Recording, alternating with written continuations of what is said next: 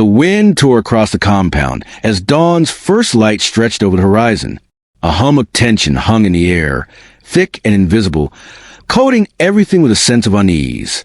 Military police Humvees rolled in without sirens, just a low growl of engines breaking the silence of the elite naval training facility hidden in the California hills. Dust kicked up behind them in spirals, trailing urgency. The kind of urgency that meant orders had come from above, and nobody dared question them. Inside the compound, far from the usual hum of daybreak drills, a lone figure lay prone on a dirt ridge overlooking the sniper range. She was motionless but alert, her breathing synced with the breeze, her trained eye behind the scope tracking a target over 800 yards away. Blonde hair tucked tight beneath a worn camouflage cap. Her face bore the weary determination of someone who had outlived every forecast made about her. Her name wasn't shouted on the news or printed in brochures, but in elite Navy circles, they knew her by one name, Raven, Lieutenant Commander, SEAL Sniper, Decorated Operator, Ghost, and now prisoner. Boots pounded the earth behind her. She didn't flinch.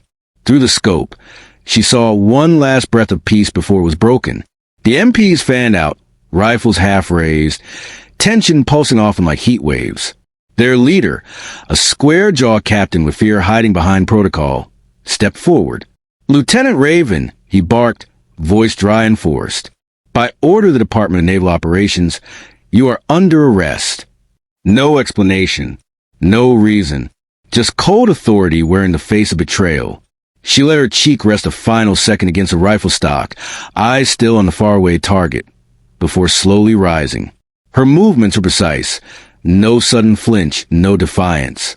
Just calm resignation. She turned to face them, and for a moment, none of them moved. Her eyes, gray, steely, and unblinking, met theirs like a challenge. Not a word was said. She lifted her wrists. The cuffs clamped shut. As they led her through the range, the others watched. Operators, instructors, recruits. Whispers stirred like wildfire. No one spoke her name, but their silence was a symphony of disbelief. Raven was no ordinary SEAL. She had passed BUD/S with cracked ribs and pneumonia. She had set a record in sniper qualifications with wind, rain, and sand grinding against her skin. She had fought in places most officers didn't even believe existed on official maps. Her team had once vanished in hostile territory for 17 days and came out alive, with local civilians rescued, intel gathered, and zero casualties. Because of her. She wasn't just another name in the system. She was the ghost who returned from the dead every time command gave up hope. And now they marched her through her home like a criminal. At the black site detention facility carved into the side of the base's eastern cliff, the silence of protocol grew heavier. No one briefed her. No one explained. They simply locked her in a steel-in concrete room with a single metal chair bolted to the floor and a steel ring embedded in the wall where they chained her hands behind her back. She sat, waiting. For 37 minutes, nothing happened. Cameras stared from the corners. She ignored them. Then the door creaked open. A man stepped inside. Younger, maybe mid-30s, with a fresh-pressed uniform and a tablet clutched in his hand like a security blanket. His nameplate read Lieutenant Gabriel Trent, and his hands trembled just slightly, enough that Raven noticed. He cleared his throat. "Lieutenant Commander, you've been detained under suspicion of violating direct orders and engaging in unauthorized combat operations on foreign soil." Raven tilted her head slightly. "Is that what they're calling it?" Trent glanced down at the tablet, unsure how to respond. He had read her record. Everyone had. Reading it was one thing. Standing in front of her was another. "You were not authorized to be in Al-Shaddadi province. There's evidence you conducted an unsanctioned strike," he said, eyes flicking up to meet hers. "Is that what they told you?" She replied coolly. "Did the report mention the 5 hostages we pulled out? The weapons cache we neutralized? Or the fact that I lost 2 men because command refused to listen?" Her voice never rose, but each word landed like a brick. Trent hesitated. "You acted without orders. That's not how this works." "That's exactly how this works when orders are corrupted." He flinched. This wasn't in his training. Raven leaned forward slightly, chains clinking as they reached their limit. Tell me, Lieutenant, do you know what it feels like to listen to dying men scream over a comm you were forced to disable because your superior said the mission no longer had strategic value? He couldn't answer. She leaned back, her voice lower now. Do you know what it's like to bury them, then tattoo their names into your skin so you never forget? That caught him. His eyes dropped. Following her sleeve were faint outlines of being curled across her forearm and under the collar of her fatigues. Her tattoos weren't decorative. They were records. Stories etched in skin. Names. Coordinates. Dates. I don't think you're the one I need to be talking to, she finished. Trent swallowed, unsure if he just interrogated a war criminal or a hero wrapped in the scars of her own truth. When he exited, he passed a senior officer in the hallway. The man didn't say a word, just stared through the glass at Raven, seated in silence. The report had reached the Pentagon within the hour. A classified notification. High priority. Eyes only. In an office thousands of miles away, Admiral Dalton Weber read the name and froze. His pulse slowed. His hands curled into fists as he lowered the paper and stared into memory. He remembered a war-torn village. An ambush. Fire, smoke, chaos. And a woman with blood on her face dragging him by the vest through a burning alley while bullets zipped past. He remembered that tattoo on her shoulder. 4 initials. Her whole fire team. He remembered what she said when he asked what it meant. Reminders. For every time I lived when they didn't. The memories slammed back like waves. He hadn't heard her name in years, but she had saved his life. More than once. Now they had arrested her? No, something was wrong. Deeply wrong. He stood. Get me clearance for West Ridge detention, he told his aide. Now. Back in the holding room, Raven stared up at the camera lens. She wasn't afraid. She wasn't surprised. She had known the second she exposed the colonel's operation that something like this might come. You don't drag rats into sunlight without them clawing back. She rolled her shoulder, feeling the burn of healing wounds and fading bruises beneath her shirt. One more tattoo had yet to be etched. The most important one. The name of the last man who died because of silence. But she wouldn't ink it yet. Not until the truth was out. Not until someone in power looked her in the eye and saw what the others refused to see. She whispered, barely audible, "You better remember who I am." And somewhere far above, the one man who did was on his way. The helicopter blades cut through the morning silence as Admiral Dalton Weber descended toward West Ridge detention. His face, typically composed and unreadable after 4 decades of service, was tight with controlled fury. The moment the alert had crossed his desk, her name, her arrest, everything else in his day ceased to matter. He had personally signed commendations for her missions. He'd read the reports written in blood, not ink. And most of all, he remembered the mission they had buried years ago. The one she should have died on. The one that saved him. Stepping onto the tarmac, the Admiral barely acknowledged the officers waiting to receive him. They saluted. He did not respond. Not yet. Not when she was in chains. Not when silence was now betrayal. Inside the detention wing, the air felt different. Cooler. Quieter. A sort of reverence, or perhaps fear, echoed through the corridors. 2 guards stood beside her door. One reached to open it. "I'll go in alone," the Admiral said. They hesitated. That wasn't a suggestion. The steel door opened slowly, heavy with weight and history. She was seated exactly where he imagined she would be, still, straight-backed, eyes sharp and alert. Her wrists were chained behind her again, but her posture radiated defiance. She didn't look up at first. She didn't need to. He stepped inside and closed the door behind him. When she finally met his eyes, there was no surprise. Just a long pause, like an unfinished conversation, resumed after years apart. "Took you long enough," she said quietly. Weber didn't smile. He just nodded once. "I had to make sure the rest of the building didn't hear what I'm about to say." He stepped forward, hands behind his back. The metals on his chest caught the flicker of the overhead light, but her eyes didn't drift to them. She had no use for symbols. "You should have been given a medal for Al-Shaddadi," he said. She turned her head slightly. Instead, they're treating me like a traitor. No, they're treating you like a threat.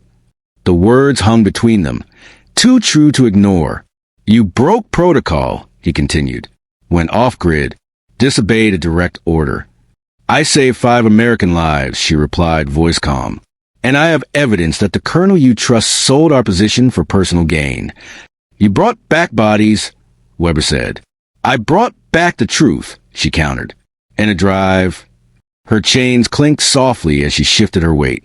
From the lining of her fatigues, she pulled out a small, scratched drive, sealed in rubber, worn from travel. She dropped it on the table with a flat sound that echoed in the small space. I encrypted it, she said, and I embedded backup coordinates in the only place no one could erase them. He tilted his head, confused. She raised her chin slightly. My tattoos. Admiral Weber stared at her, uncertain for a moment whether she was joking. She wasn't.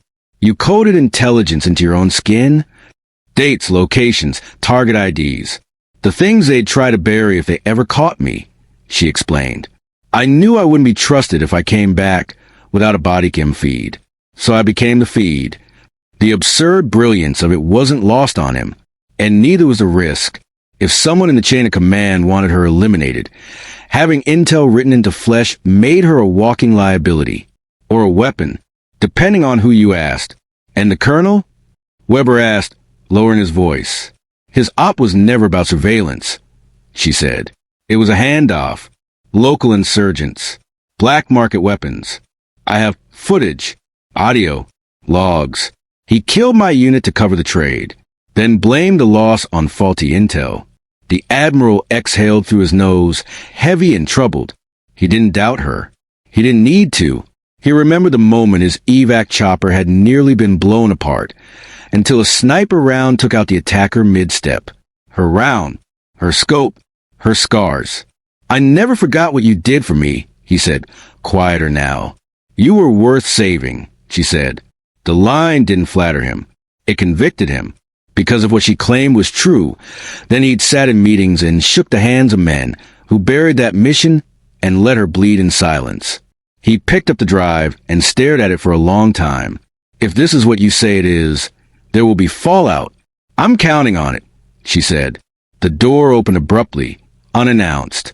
A tall figure stepped in, Colonel Wayne Harrow. Starched uniform, polished boots, and a carefully managed smile that didn't reach his eyes. Admiral Weber, he said smoothly, I wasn't informed of your visit.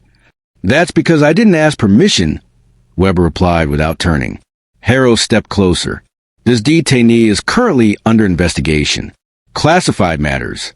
I'm sure you understand. She's not a detainee, Weber said. She's a SEAL. And if even half of what's on this drive is true, then you'll be under investigation next. A flicker, so fast most wouldn't notice, crossed Harrow's face. Not fear, but calculation. Unverified claims made under duress don't carry weight. Harrow said evenly, this woman has shown signs of instability. You've read her psychological assessments. I assume... Raven's head turned, slowly. Say that again, she said, her voice razor thin. Harrow didn't. Weber stepped forward. Colonel, you'll excuse us.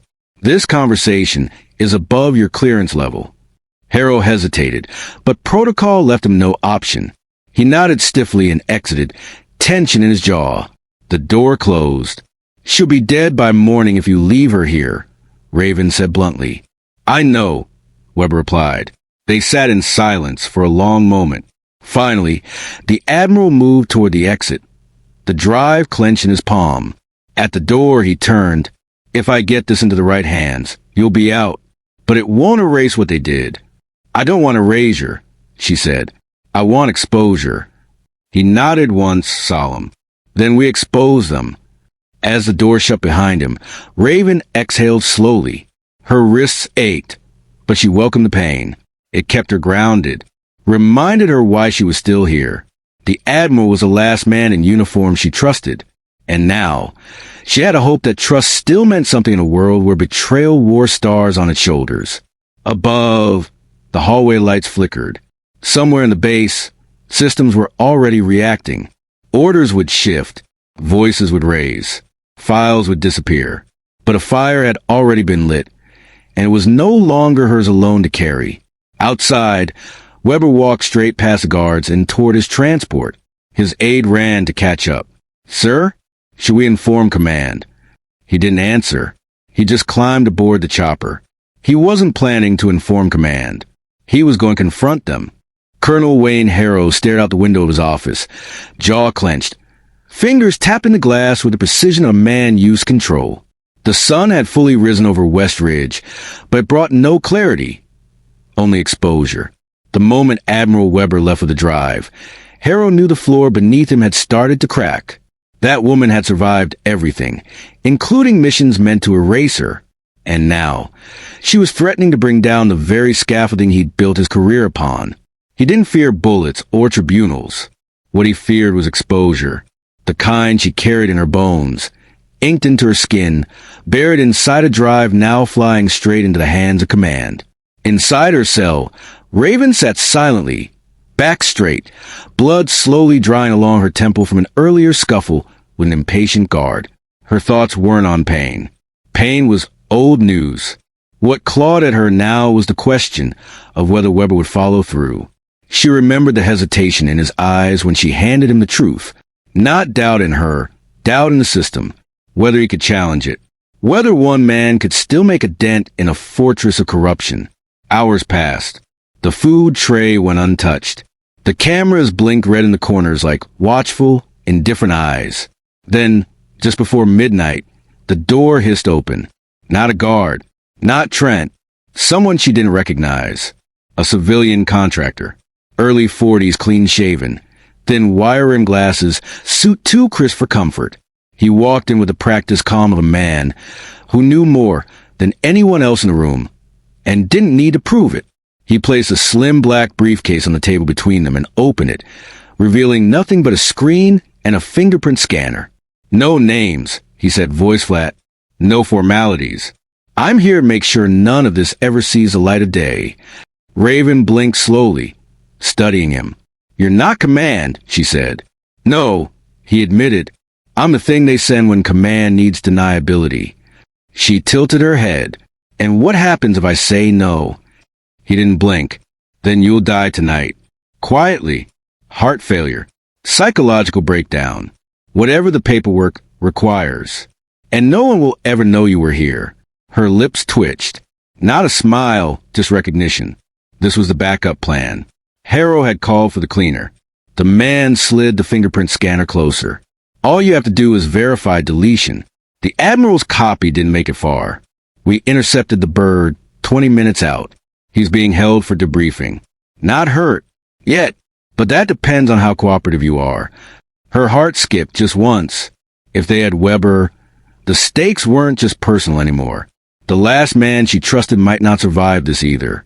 "I don't suppose asking nicely will work?" she asked. He tilted his head. "You were never going to walk free. This was about containing fallout. You've done enough damage." Raven leaned forward, fingers curled around the edge of the table. "No," she said slowly. "I haven't even started."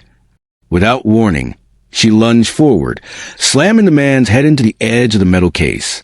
He collapsed instantly, blood pooling on the floor. The scanner clattered to the ground, flashing red. She twisted her wrist hard enough to dislocate her thumb and slipped one hand from the cuff. The pain was white-hot, but brief. She'd done worse in the field. Moving quickly, she searched his jacket, pulled a key card, and swiped it against a magnetic lock by the door. It beeped green.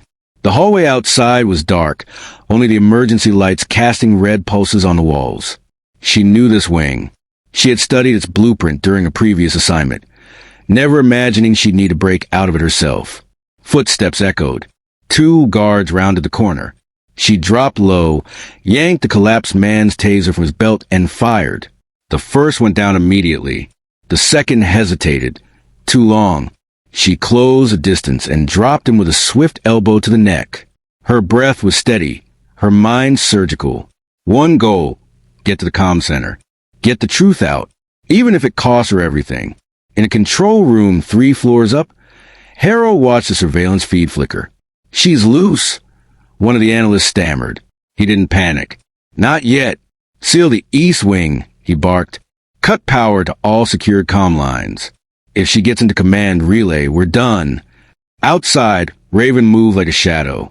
She avoided the main halls, took the ventilation path to the stairwell, and bypassed the biometric locks by forcing open a utility access panel with a stolen screwdriver. Her left hand throbbed from the dislocation, but she kept going. 2 minutes later, she emerged into the lower level of the operations wing. Sirens began to wail, first softly, then louder, building crescendo of alarm across the base.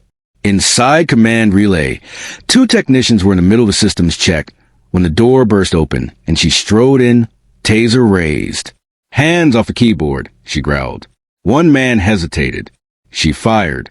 The other raised his hands. Lock the door, she ordered, tossing him the keycard. He obeyed, terrified. She moved quickly to the main control console. Multiple terminals blinked with layered security, but she didn't need full access. She only needed the backup server. She slid a chip from beneath her belt, one last piece of insurance, her own secondary copy of the drive. Plugged in, the data uploaded fast. Video files, mission logs, satellite images, audio recordings, not just of the colonel, but several high-level operatives. It wasn't just one man. It was a chain, and she was about to break it. She opened a direct uplink to Norcom, a mirror link she had installed during a prior assignment in intelligence logistics. The technician stammered, "You're triggering Protocol 21. That's—" "I know exactly what it is," she snapped. The screen flashed, uploading to Federal Oversight Committee in progress. Behind her, the sound of boots grew louder. They were coming. Fast. She turned to the technician. "When they come through that door, tell them you were locked out. You didn't see anything." He nodded, lips trembling. Then, just as she turned back to the console, the door blew open. The explosion flung her across the room, heat licking at her arms. She rolled, came up on one knee, taser gone, ears ringing, smoke billowed in. Colonel Harrow walked through it like a ghost, flanked by 2 tactical guards. His eyes burned with venom. "Where's the drive?" he asked, voice steel. Raven stood, panting, face bruised, hand still dislocated. "I sent it," she said, smiling through blood. "To who?" "Everyone." For a split second, he hesitated, then raised his weapon. The gunshot echoed down the corridor. One shot, not hers. Harrow staggered. A bullet to the shoulder spun him sideways. Behind him, Admiral Weber stepped through the smoke, pistol aimed steady. "I knew you wouldn't stay locked up," he said, lowering the weapon. Raven blinked, stunned. "You got out." He helped her to her feet. "I told you," he said, eyes on Harrow writhing on the floor. "You weren't in this alone." The technician sat motionless, watching the scene unfold like a dream. The upload completed. Confirmation pinged across multiple channels. It was done. The hearing was closed to the public, though whispers of its contents leaked into every corner of the military community. A rare emergency tribunal had been convened within 72 hours of the incident at West Ridge. The room was windowless, lined with men and women in pressed uniforms and guarded expressions. At the center, seated behind a table stripped of insignia and rank, Raven waited. Her left arm was bandaged. Her shoulder bore fresh bruises. But her gaze, focused, direct, was undiminished. She wore no ribbons, no formal decorations, only the scars and ink that had come to define her story. Admiral Weber sat at her side, having refused to be removed from her defense despite pressure from command. He was quieter than usual, his expression unreadable, but his presence was a signal in itself.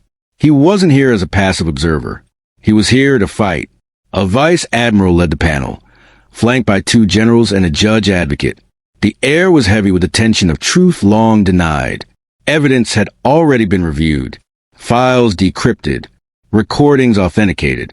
The corruption exposed by Raven's data trail implicated more than just Harrow. It reached into black budget programs and compromised commanders across 3 theaters of operation. A rut that had been growing under guise of order and strategy. The panel wasn't just there to judge her. They were there to reckon with a truth that had slipped through their fingers for years. "Lieutenant Commander," the lead admiral said, his voice echoing slightly, "your actions were unauthorized, your methods unorthodox, and your conduct outside the chain of command. Do you acknowledge this?" "I do," she said. "You engaged in a mission not sanctioned by any recognized authority, during which multiple enemy targets were eliminated and 5 U.S. nationals were extracted from captivity." "Correct." "Yes." "You allege that the mission was undertaken after credible evidence suggested a senior officer had deliberately compromised your team's location?" "That's not an allegation," she said firmly. "It's a fact, proven by the data you now possess." There was a pause. Then the Admiral nodded. "We have confirmed the authenticity of the files." Murmurs stirred among the observers, seated in the shadows. "And these tattoos," he continued, "your record indicates a name for every fallen teammate, a symbol for every black operation, an encrypted fragment of mission intelligence." "They were insurance," she said, "in case I didn't come back. Or worse, in case I came back and no one believed me." Admiral Weber leaned forward. "I've served in the Navy 42 years. I've led combat missions, survived hostage situations, and reviewed thousands of personnel files. I've never met an operator more committed to the mission than this woman. If we are questioning loyalty today, it is not hers that should be under review." The silence that followed was sharper than any accusation. The tribunal members exchanged glances. Each of them knew the implications of her survival. They'd tried to bury the truth under policy, under tradition, under command. But Raven had brought it into the light with nothing more than precision of a sniper's mind and the pain carved into her flesh. "We have one final question," the presiding officer said. "Given the scope of your knowledge and your decision to act independently, do you believe your actions serve the interests of the Navy and of the United States?" Raven didn't flinch. "I believe my actions honor the people I serve beside. The ones we lost. The ones who trusted me. I wasn't trying to be heroic. I was trying to be accountable." The Admiral leaned back in his chair and looked down at the report on the table. After a long pause, he spoke. "This tribunal finds that the accusations levied against Lieutenant Commander Raven are without merit. All charges are dropped. Her record will be restored with commendation.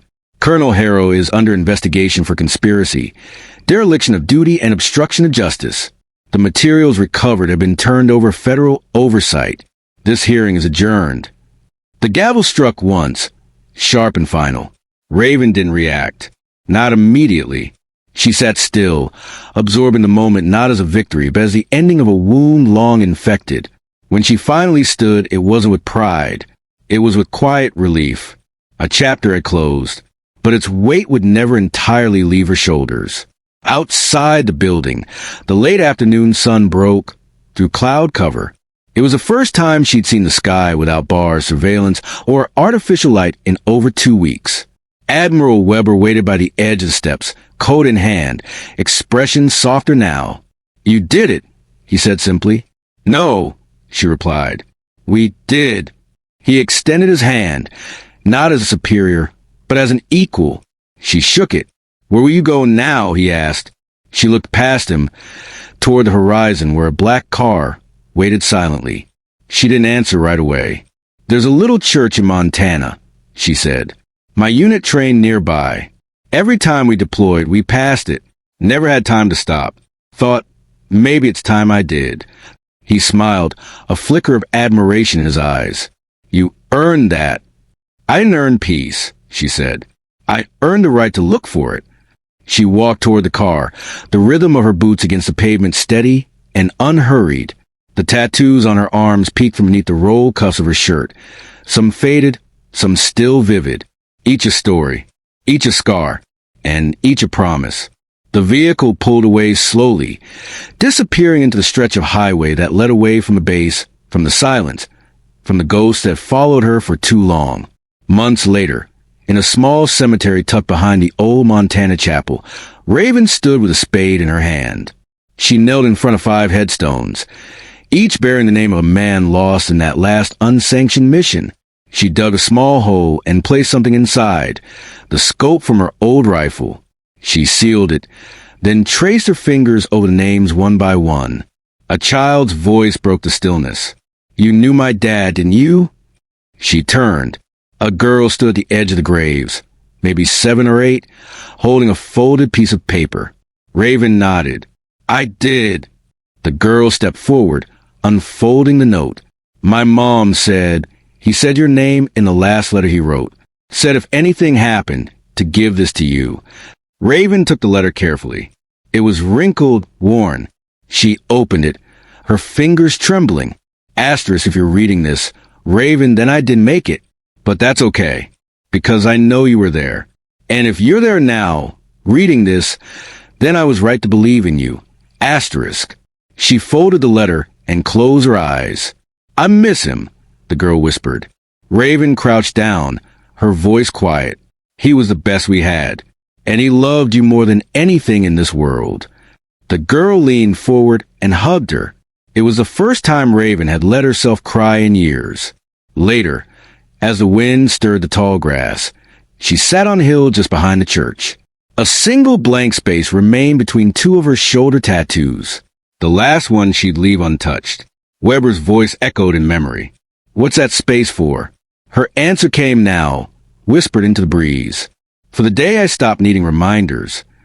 The sun dipped below the horizon, casting golden light across the valley. And for the first time in a long time, she let herself believe that maybe, just maybe, she was finally walking towards something new,